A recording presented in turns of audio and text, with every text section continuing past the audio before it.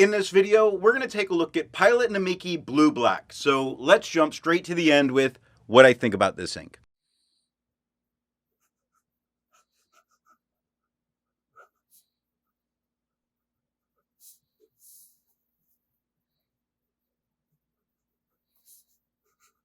This is one of my favorite blue black inks. Nay, this is one of my favorite inks of all time. And for someone who's used over 1,000 different inks, to be able to say that this is one of my absolute favorites says a lot for me. Unless you hate it, then it says I have no taste in ink. But I love this one. I can't say enough how much I like it. I just wish it was easier to get here in the States. It's the biggest problem I actually have with it. It means when I know my bottle's getting low, it's time to jump on eBay and go get a spare. This is an ink I can't see not having ready to go. It is almost always in one of my pens, most frequently in the 823, although I use the fine nib more frequently, but I just love it. It is in that, or it's in the Namiki Emperor all the time. It's amazing. I don't know what else to say on that. I would happily get a liter bottle of this ink. No, I'm going to order that ink as soon as I'm done filming. It's amazing. Yeah, so if you don't like it, I don't want to hear about it. It's one of my favorites. Now you can complain. It's all right. I'll love you guys anyway.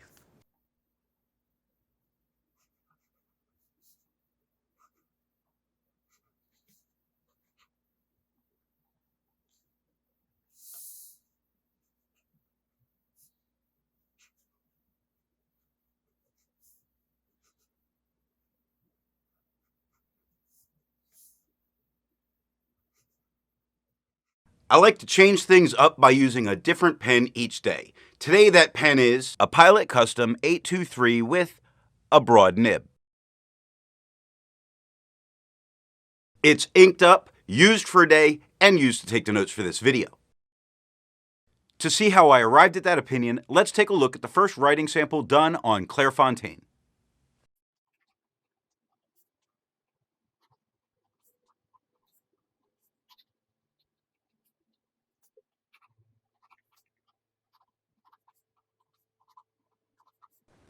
The writing for all three, the fine, medium, and broad, all give slightly different general tone variations. It gets a bit lighter as the pen gets a larger nib, but all three of them are offering a very nice shading.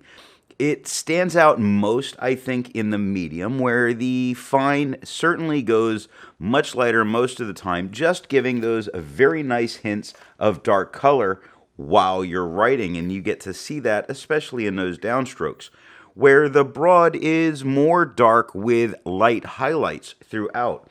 We don't experience any feathering, which I wouldn't expect to experience with this ink. No spread, general good performance. Absolutely love it here.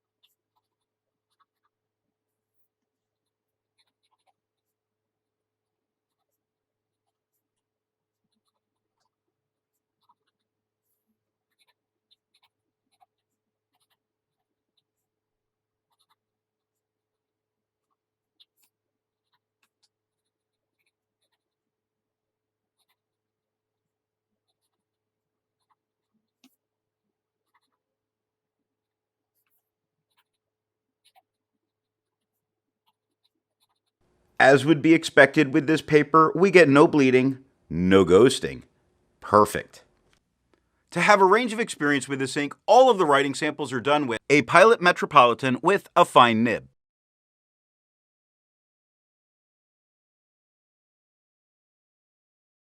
a Visconti Van Gogh with a medium nib,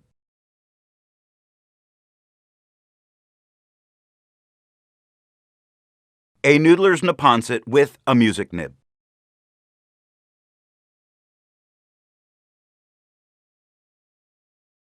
The next writing sample is done on Leuchtterm 1917 paper. Here we still see some very good shading. It's pretty nice on the fine. On the medium, the shading is much, much better. You really see a lot of dark spots. Even on the broad, as writing through, we get a lot from mid to dark tones, none of the light tones in the broad. We have no feathering, no spread, really pleasant to look at. Again, we do get 3 slightly different tones depending on the nib size and the flow of that pen, but this is just so good to look at.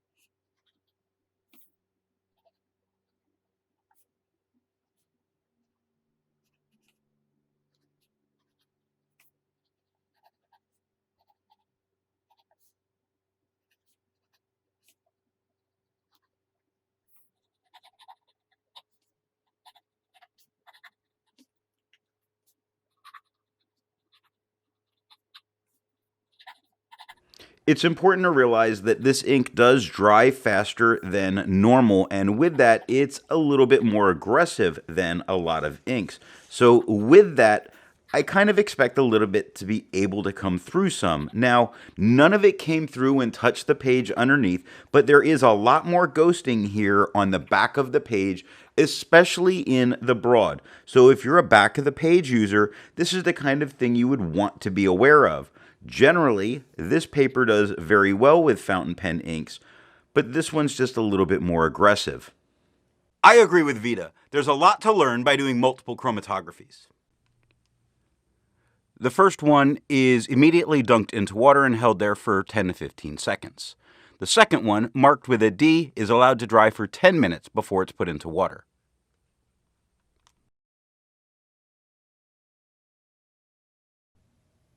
The next writing sample is done on Moleskine paper.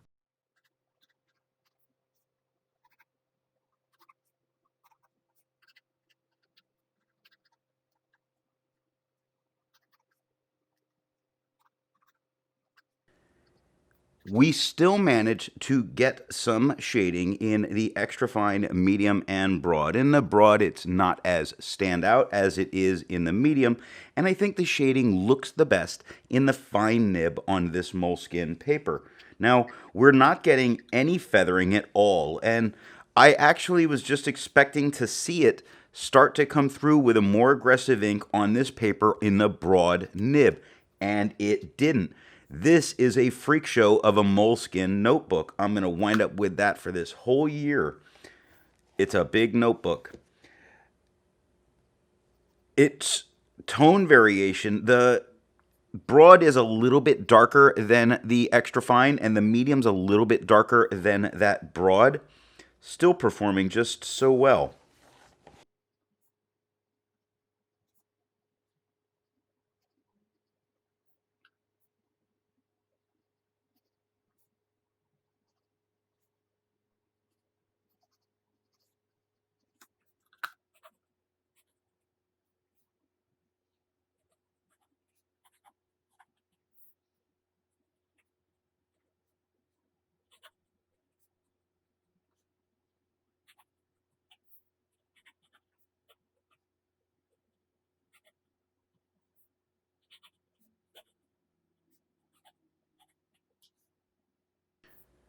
Now, the amazing part about this ink when we look at the back of the page is we see some minor ghosting, not a big deal. We get It's not as deep into the paper as it was with the Leuchtterm, so in this case, we can see the Moleskine outperforming Leuchtterm. There's newsworthy stuff going on. Resistance tests are done to see how this ink can be expected to perform on the page, and more importantly, how hard it may be to clean from your pen. This smear is allowed to dry for 3 days before testing it. And here we see the results of the resistance test.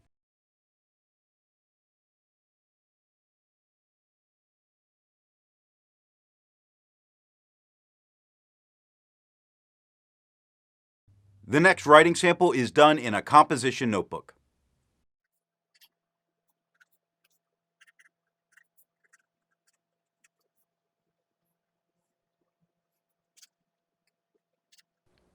As I work my way through these things, I think I need to go back to where I talk about each one. So probably from this point forward is how I'm going to do it.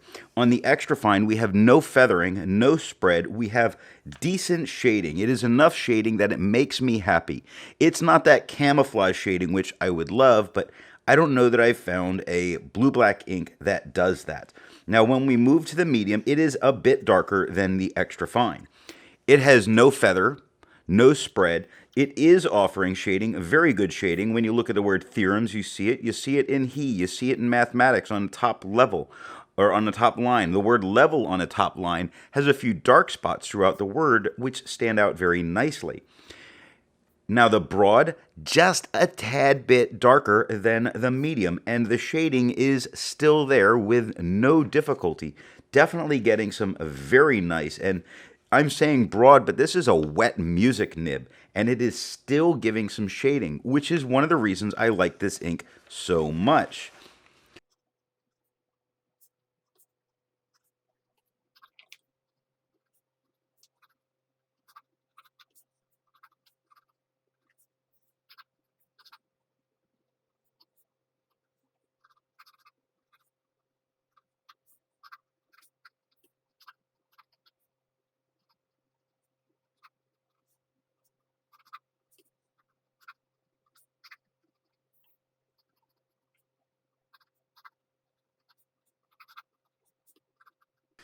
When we turn the page and see the back, the most noticeable thing, almost no ghosting, no bleed through whatsoever.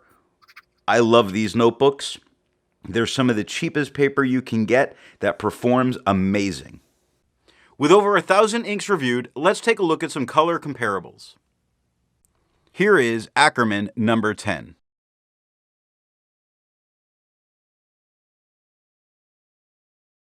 Here is Geherban Blue Nuit. Here is Kaweco Midnight Blue. Here is Lamy Benetite. The next writing sample is done in a Mead 5-star notebook.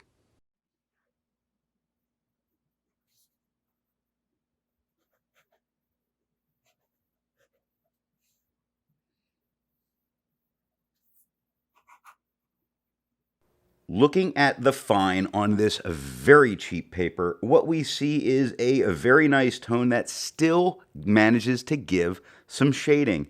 Despite being on cheaper, more absorbent paper, some shading comes through. Now, not as much shading as the other papers, however, we're still getting some, which makes it fantastic here. There's no feathering, and there's no spread. Now the medium, that medium is got a tiny bit of spread to it, not tons of it. It's darker than the extra fine. It still offers some shading. If you look at the M on them, it gets a little darker. You look at the E in geometry, it gets a little darker, but not as much shading coming through here in the medium. I just think there was enough ink that it was able to sort of not show off what's there. I'm not seeing any feathering, though, despite that tiny bit of spread, not in the medium. Now, when we get to the music nib, it's a little bit darker. We still don't get any feathering. We still get a few spots of shading, less shading, which is one of the reasons this in the fine is absolutely amazing. Always shades, always looks good.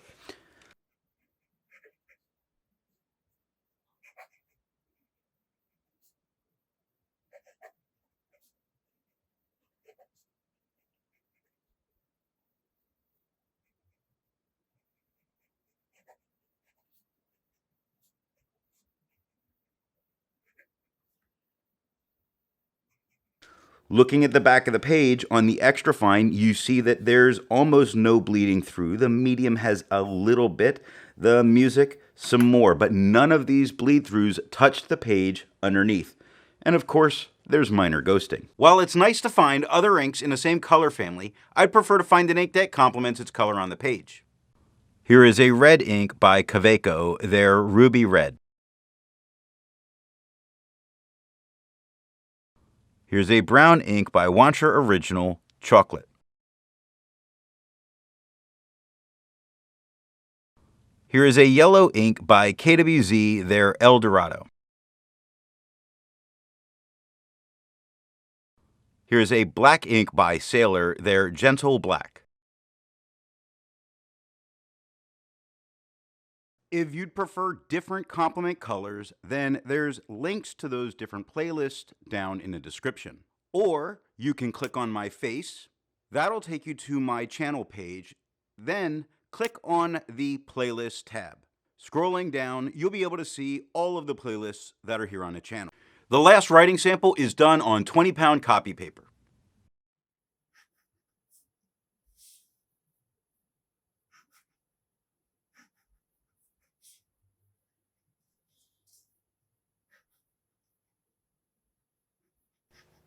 Our star of the show. When it comes to the fine as it's writing, let's remember this is a Japanese fine. There is a little bit of spread, but it doesn't spread nearly as much. And I'm not seeing any feathering here. So it's performing very well on this cheap paper. Not really seeing any shading though. That's gone. It's just a darker blue here, where normally I like that dark blue to a very dark or sometimes black on a blue black. When we look at the medium, we do get some spread. We get some minor feathering throughout all of the writing, very consistent tiny feathers. It's a little bit darker in tone than the extra fine. The music nib is a tad bit darker than the medium. It has about the same amount of feathering as that medium. Now, the medium's wet, but this is a super wet music nib down at the bottom. So those tiny feathers, really not a big deal.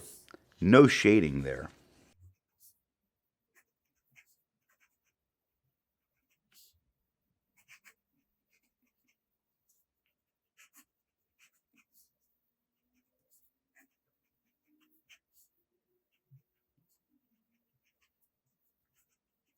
The biggest thing to notice is on bleeding and ghosting. None of this touched the page underneath. While it did go quite deep, it didn't go as deep as often with the fine. The medium did quite a bit more.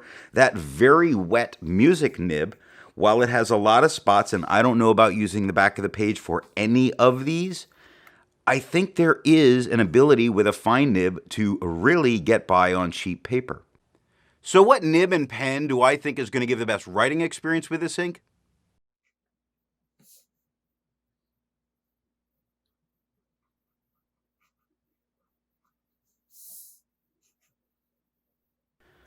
I am, without a doubt, very biased about this ink, and I love it in all of my pens, regardless.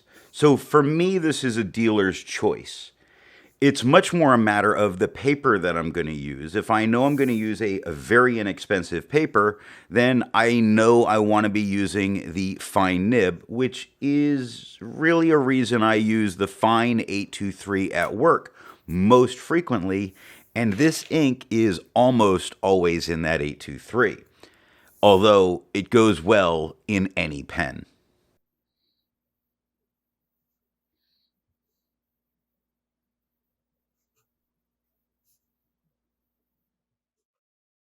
Thanks for watching.